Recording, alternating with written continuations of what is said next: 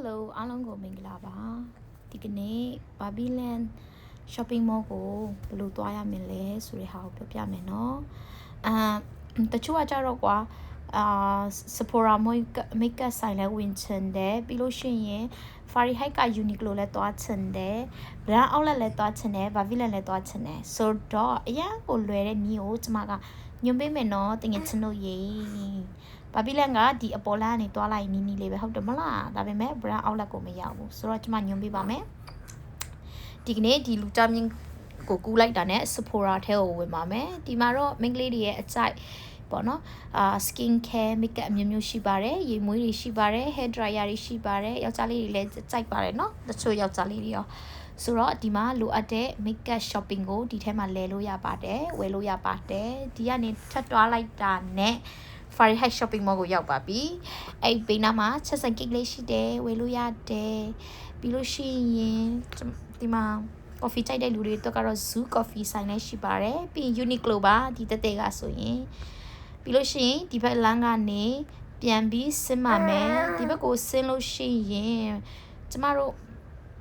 အတွက်အင်မတန်ကိုဈေးနှုန်းချိုတာတဲ့ brand outlet ကြီးရှိပါတယ်เนาะဒီအောက်မှာကကြတော့ brand outlet အဲ့ဒီထဲမှာ for kid for man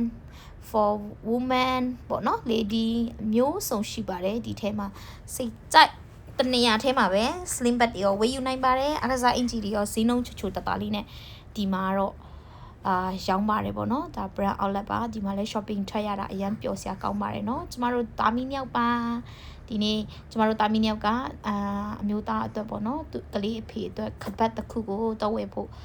Babylon မှာရှိတဲ့ Pakistan ကိုတွားတာပါငါးလွာမှာရှိတဲ့ Pakistan ကိုတွားတာပါအဲ့ဒါနဲ့လမ်းကြုံပြီးမှရိုက်ပြီးခဲ့တာဖြစ်ပါတယ်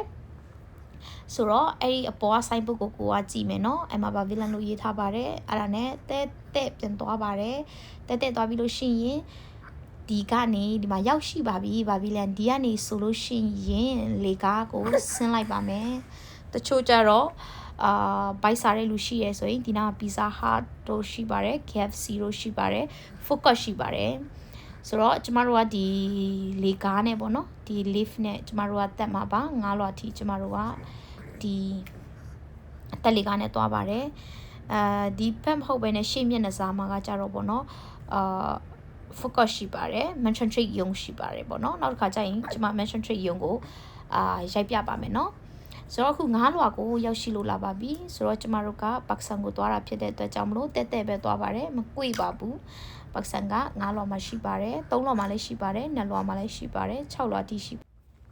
အခုကကြတော့ဗောနော် Chinese New Year ရဲ့ next month ဆိုရင် Chinese New Year ဖြစ်ပြီပေါ့နော် Babylon မှာအခုကကြတော့ Christmas decoration တွေအကုန်လုံးရှင်းလင်းလိုက်ပါပြီ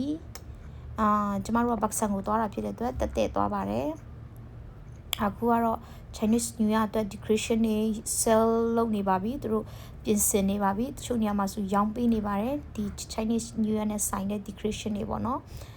အားလုံးကိုကျေးဇူးတင်ပါတယ်ကျမရဲ့ video ကိုအများအားပေးနေကြတဲ့တငယ်ချင်းတွေကိုအထူးကျေးဇူးတင်ကြောင်းပြောလိုပါတယ် next video မှာပြန်တွေ့ကြမယ်နော် bye bye